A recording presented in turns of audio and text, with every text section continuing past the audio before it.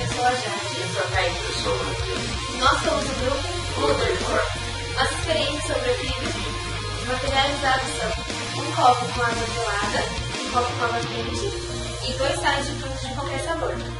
Nós vamos misturar o sal de fruta na água para mostrar a efervescência de cada um deles.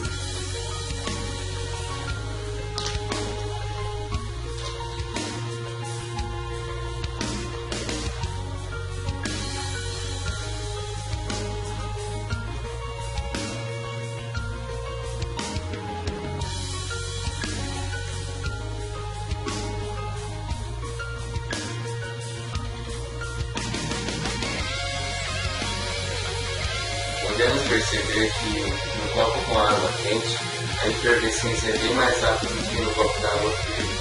Isso acontece pelo fato de que, quando o bicarbonato entra em contato com a água em meio ácido, forma-se o CO2, que dá a efervescência dos sais de frutas. Podemos relacionar o copo com água fria com a cinética química, e enquanto houver reagentes, haverá sempre uma efervescência.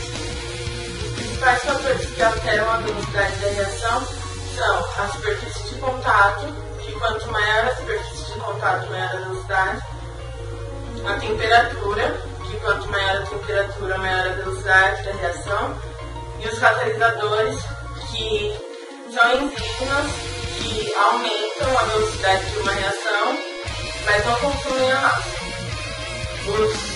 A concentração de reagentes também são